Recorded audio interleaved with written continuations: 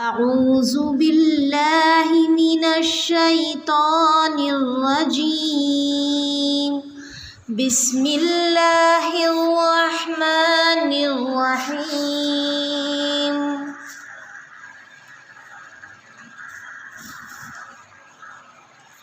قد خلت من قبلكم سنن فسيروا في الأرض فانظروا كيف كان عاقبة المكذبين.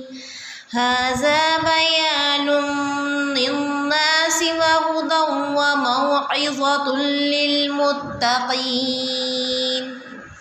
ولا تهنوا ولا تحزنوا وأنتم الأعلون إن كنتم مؤمنين. إن يمسسكم قرح فقد مس القوم قرح مثله وتلك الأيام نداولها بين الناس وليعلم الله الذين آمنوا ويتخذ منكم شهداء والله لا يحب الظالمين. وليمحص الله الذين آمنوا ويمحق الكافرين. أم حسبتم أن تدخلوا الجنة ولما يعلم الله الذين جاهدوا منكم ويعلم الصابرين. ولقد كنتم تمنون الموت من قبل أن تلقوه فقد رأيتموه وأنتم تنظرون. ترجمہ: تم سے پہلے بھی ایسے واقعات گزر چکے ہیں، زمین میں چل پھر کر دیکھ لو جھٹلانے والوں کا کیسا انجام ہوا۔ عام لوگوں کے لیے تو یہ قرآن اظہار حق ہے اور پرہیزگاروں کے لیے ہدایت اور نصیحت ہے۔ تم نہ سستی کرو نہ غمگین ہو، تم ہی غالب رہو گے اگر تم ایماندار ہو۔ اگر تم زخمی ہوئے تو تمہارے مخالف لوگ بھی تو ایسے ہی زخمی ہو چکے ہیں۔ ہم ان دنوں کو لوگوں کے درمیان بدلتے رہتے ہیں۔ شکست احد کے بارے میں بات ہے۔ اس لیے تھی کہ اللہ تعالیٰ ایمان والوں کو جان لے اور تم میں سے بعض کو شہادت کا مرتبہ عطا فرمائے۔ اللہ تعالیٰ ناحق والوں کو دوست نہیں رکھتا کہ اللہ تعالیٰ ایمان والوں کو بالکل الگ کر دے اور کافروں کو مٹا دے۔ کیا تم یہ سمجھ بیٹھے ہو کہ تم جنت میں چلے جاؤ گے، حالانکہ اب تک اللہ تعالیٰ نے یہ معلوم نہیں کیا کہ تم میں سے جہاد کرنے والے کون ہیں اور صبر کرنے والے کون ہیں۔ جنگ سے پہلے تو تم شہادت کی آرزو میں تھے، اب اسے اپنی آنکھوں سے اپنے سامنے دیکھ لیا۔ تفسیر: چونکہ احد والے دن 70 مسلمان صحابی شہید ہوئے تھے تو اللہ تعالیٰ مسلمانوں کو ڈھارس دیتا ہے کہ اس سے پہلے بھی دیندار لوگ نقصان مال و جان اٹھاتے رہے، لیکن بالآخر غلبہ انہی کا ہوا۔ تم اگلے واقعات پر ایک نگاہ ڈال لو تو یہ راز تم پر کھل جائے گا۔ اس قرآن میں بھی لوگوں کے لیے اگلی امتوں کا بیان بھی ہے، یہ ہدایت اور واعظ بھی ہے، یعنی تمہارے دلوں کی ہدایت اور تمہیں برائی بھلائی سے آگاہ کرنے والا یہی قرآن ہے۔ مسلمانوں کے یہ واقعات یاد دلا کر پھر مزید تسلی کے طور پر فرمایا کہ تم اس جنگ کے نتائج دیکھ کر بد دل نہ ہو جانا، نہ مغموم بن کر بیٹھ رہنا۔ فتح و نصرت، غلبہ اور علو بالآخر اے مومنین تمہارے ہی لیے ہیں۔ اگر تمہیں زخم لگے اور تمہارے آدمی شہید ہوئے تو اس سے پہلے تمہارے دشمن بھی تو قتل ہو چکے ہیں، وہ بھی تو زخم خور ہیں۔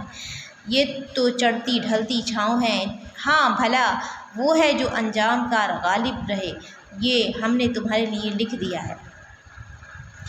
یعنی کہ بھلا وہ ہے جو انجام کار غالب رہے اور یہ ہم نے تمہارے لیے لکھ دیا ہے۔ یہ بعض مرتبہ کی شکست بالخصوص اس جنگ احد کی اس لیے تھی کہ ہم صابروں اور غیر صابروں کا امتحان کر لیں، جو مدت سے شہادت کی آرزو کرتے تھے انہیں کامیاب بنائے کہ وہ اپنی جان اور مال ہماری راہ میں خرچ کریں۔ اللہ تعالیٰ ظالموں کو پسند نہیں کرتا۔ یہ جملہ معترضہ بیان کر کے فرمایا، یہ اس لیے بھی کہ ایمان والوں کے گناہ اگر ہوں تو دور ہو جائیں، ورنہ ان کے درجات بڑھیں، اور اس میں کافروں کا مٹانا بھی ہے کیونکہ وہ غالب ہو کر پھولیں گے اور سرکشی اور تکبر میں اور بڑھیں گے، اور یہی ان کی ہلاکت اور بربادی کا سبب بنے گا، پھر مٹ کھپ جائیں گے۔ ان سختیوں اور ان زلزلوں اور ان آزمائشوں کے بغیر کوئی جنت میں نہیں جا سکتا، جیسا سورہ بقرہ میں ہے کہ کیا تم یہ جانتے ہو کہ تم سے پہلے لوگوں کی جیسی آزمائش ہوئی ایسی تمہاری نہ ہو اور تم جنت میں چلے جاؤ گے؟ یہ نہیں ہوگا۔ اور جگہ ہے الف لام میم احسب الناس ان یترکوا ان یقولوا آمنا وهم لا یفتنون، کیا لوگوں نے یہ گمان کر رکھا ہے کہ ہم صرف ان کے اس قول پر کہ ہم ایمان لائے انہیں چھوڑ دیں گے اور ان کی آزمائش نہ کی جائے گی؟ یہاں بھی یہی فرمان ہے کہ جب تک صبر کرنے والے معلوم نہ ہو جائیں، یعنی دنیا میں ظہور میں نہ آ جائیں، تب تک جنت نہیں مل سکتی۔ یہ بات سمجھ رہے ہیں نا سب لوگ؟ دوبارہ سنیے، اس قول پر کہ ہم ایمان لائے انہیں چھوڑ دیا جائے گا، ان کی آزمائش نہ کی جائے گی۔ یہاں بھی یہی فرمان ہے کہ جب تک صبر کرنے والے معلوم نہ ہو جائیں، یعنی دنیا میں ظہور میں نہ ہو جائیں، یعنی کہ وہ یہ ثابت نہ کر دیں، پروف نہ کر دیں اپنی پرسنالٹی سے، اپنے بیہیویئر سے، اپنے اخلاق سے، دنیا میں ظہور میں نہ آ جائے۔ یعنی کہ اللہ تعالیٰ کو تو پتہ ہے، آپ کو یہ کہے کہ اللہ تعالیٰ کو جب پتہ ہے تو کیوں ایسا ہوتا ہے؟ اللہ تعالیٰ یہ پروف ہمیں اس دنیا میں دکھانا چاہتے ہیں کہ تو تھا تکبر والا، تو تھا اللہ تعالیٰ کو نہ ماننے والا۔ تو ہمارا جو بھی لیول ہوتا ہے، آپ دیکھتے نہیں کہ ہمیں خود احساس ہو جاتا ہے ہم کتنے پانی میں ہیں کبھی کبھی اگر ہم غور کریں کہ ہم اتنے اچھے نہیں، یا تو ہم اپنے سے زیادہ نیک بندوں کو، مطلب ہم تو نیک نہیں ہیں لیکن ہم کچھ نیک لوگوں کو دیکھیں، پھر ان کی زندگی دیکھیں، پڑھیں، تو ہمیں لگتا ہے ہم کچھ نہیں ہیں۔ تو اس کا مطلب کیا ہے؟ اللہ تعالیٰ دنیا میں ظہور میں لے کے آتا ہے ہمیں، ہمارے اعمال کو، تب تک جنت نہیں مل سکتی۔ پھر فرمایا، اب آپ یہ بھی مت سمجھیے جنت کوئی ایسی مشکل چیز بھی نہیں، لیکن یہ کم ملتی ہے جب انسان اللہ تعالیٰ کی طرف سے جو احکامات ہوتے ہیں اس کو قبول کر اور اس میں پورا اترتا ہے، کوشش کرتا رہتا ہے، اللہ تعالیٰ سے رحمت طلب کرتا رہتا ہے، تو پھر اللہ تعالیٰ واقعی اتنا مہربان ہے کہ اس کے لیے آسان کر دیتا ہے۔ پھر فرمایا کہ تم اس سے پہلے تو ایسے موقع کی آرزو میں تھے کہ تم اپنا صبر، اپنی سختی اور مضبوطی اور استقامت خدا کو دکھاؤ اور راہ خدا میں شہادت پاؤ۔ لو اب ہم نے تمہیں یہ موقع دیا، پھر بھی تم اپنی ثابت قدمی اور اولو العزمی دکھاؤ۔ حدیث شریف میں ہے کہ دشمن کی ملاقات کی آرزو نہ کرو، اللہ تعالیٰ سے عافیت کی طلب کرو، اور جب میدان پڑ جائے پھر لوہے کی لاٹ کی طرح جم جاؤ اور صبر کے ساتھ ثابت قدم رہو، اور جان لو کہ جنت تلواروں کے سائے تلے ہے۔ پھر فرمایا کہ تم نے اپنی آنکھوں سے اس منظر کو دیکھ لیا کہ نیزے تنے ہوئے ہیں، تلواریں کھنچ رہی ہیں، بھالے اچھل رہے ہیں، تیر برس رہے ہیں، گھمسان کا رن پڑا ہوا ہے اور ادھر ادھر لاشیں گر رہی ہیں۔ آپ دیکھیے جنگ احد کے بارے میں ہے کتنا کیسا منظر تھا، میں یہ نہیں کہوں گی خطرناک تھا، لیکن ایمان کا کیسا امتحان تھا۔ تو اللہ تعالیٰ نے جو ان کا امتحان لیا، کتنے وہ صابر تھے۔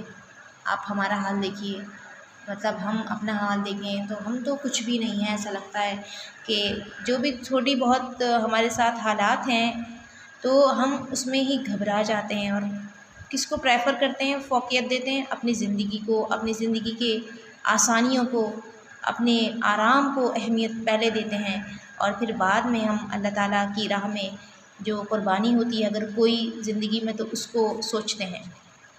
اور وہ بھی بات کی بات ہے اگر کوئی قربانی کرنے کا جذبہ موجود ہے یا کوئی عمل ہمارے سامنے موقع آتا ہے تب، ورنہ تو ہم کتنے مواقع گنوا دیتے ہیں اور سوچتے بھی نہیں کہ ہمیں اس وقت کا استعمال اس لیے کر لینا چاہیے۔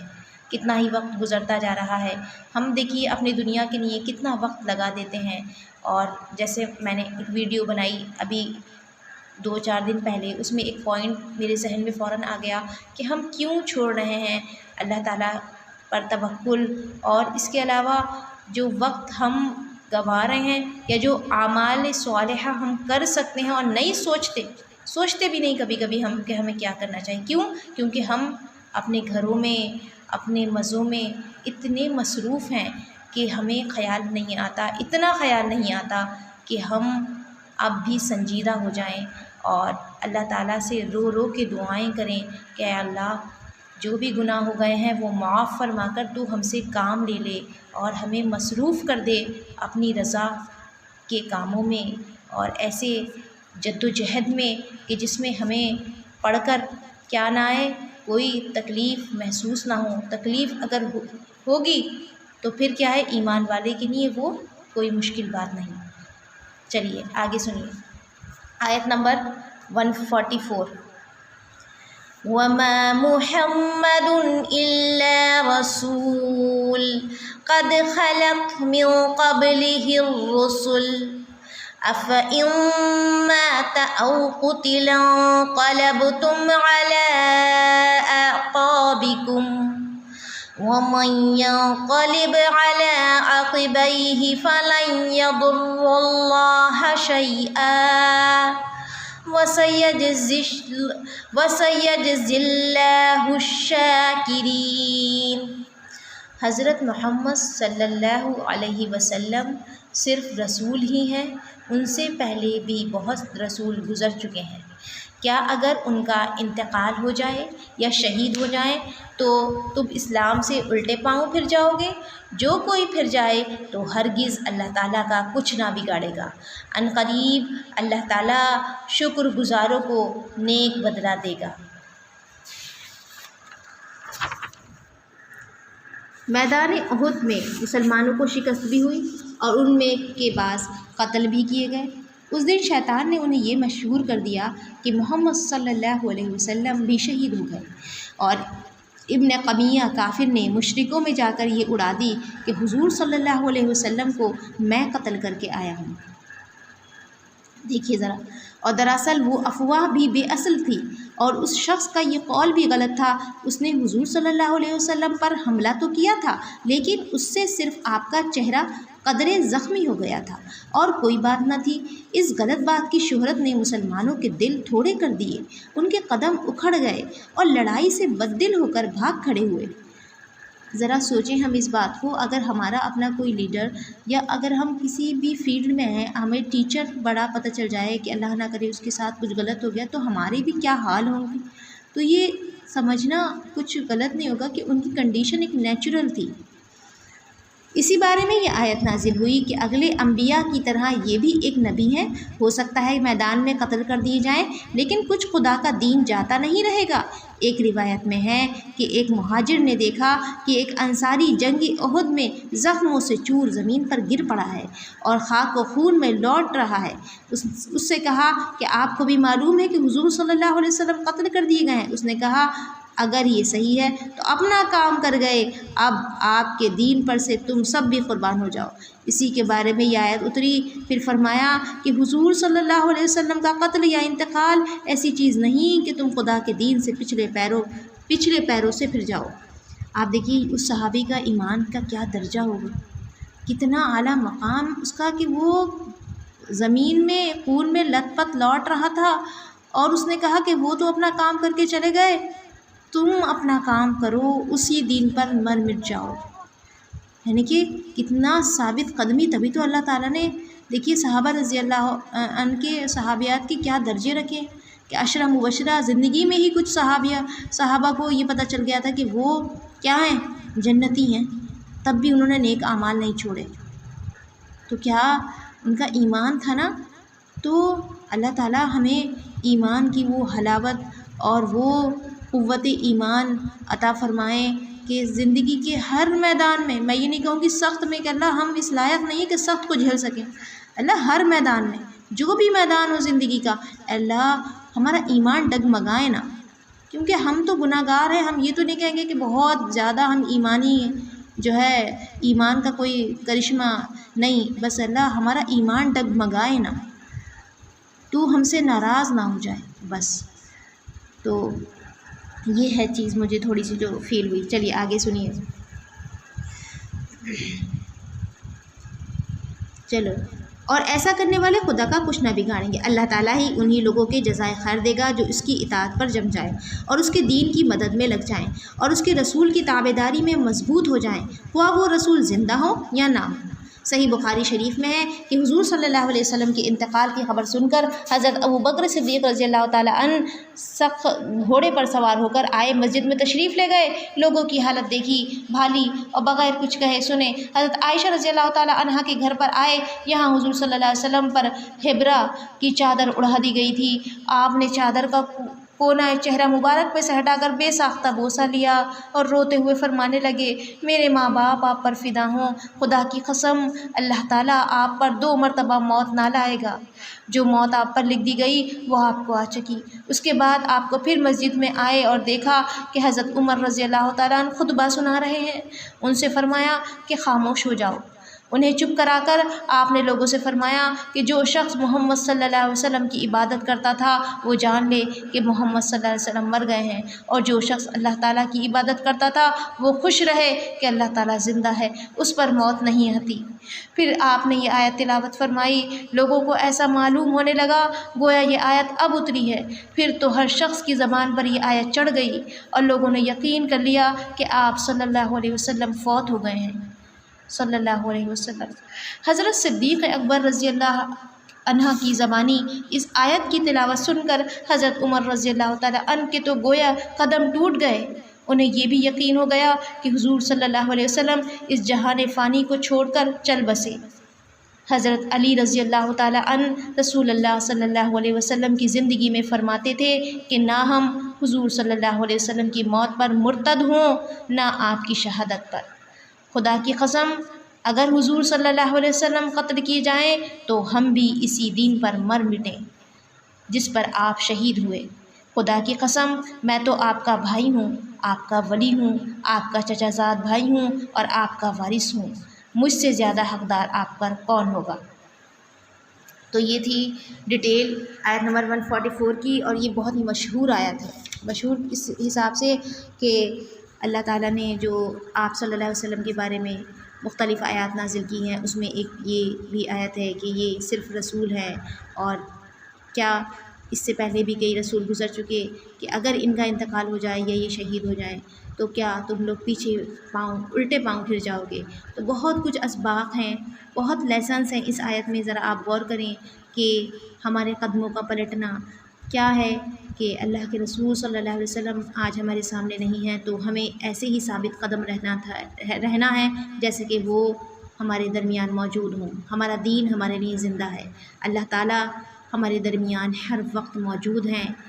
تو یہ ہمارے لیے ایک بڑا امتحان ہے کہ آج اللہ کے رسول صلی اللہ علیہ وسلم جن کے ذریعے یہ قرآن جن پر نازل ہوا اور جو ہمارے لیے پوری کی پوری سنت چھوڑ کے گئے، جو ہمارے لیے زندگی ہے، آپ کو یہ محسوس نہیں ہوتا کہ یہ جو جتنی ہمیں سنتیں ملی ہیں کہ یہ ہمارے لیے زندگی نہیں ہے؟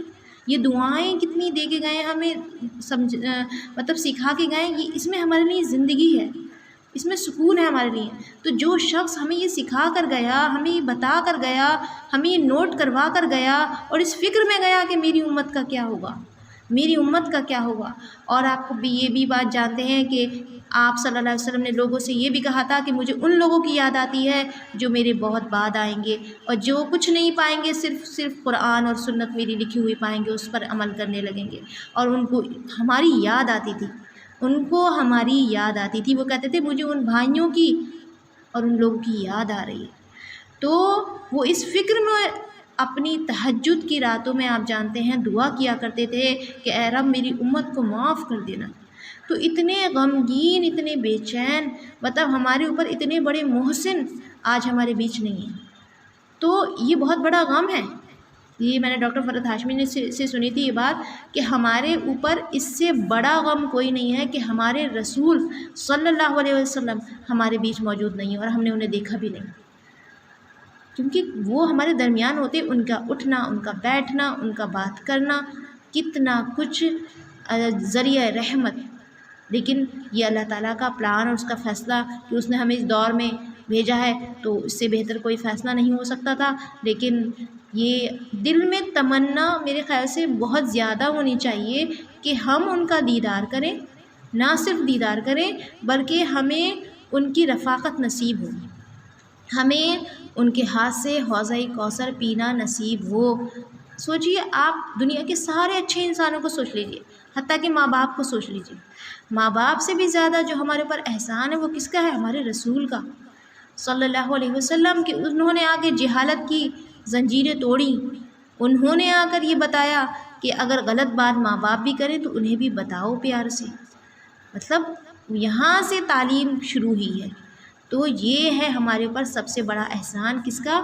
اللہ کے رسول صلی اللہ علیہ وسلم کا۔ تو ہمیں سب سے زیادہ اپنے ماں باپ سے بھی زیادہ، آپ جانتے ہیں کہ ایمان کی کچھ جو ہے نشانیاں بتائی گئی ہیں، اور آپ نے ایک بار یہ بھی فرمایا کہ تم میں سے کوئی اس وقت تک مومن نہیں ہو سکتا جب تک کہ میں اس کے ماں باپ، اس کے دوست، اس کے احباب، مطلب سارے لوگوں سے زیادہ محبوب نہ ہو جاؤ۔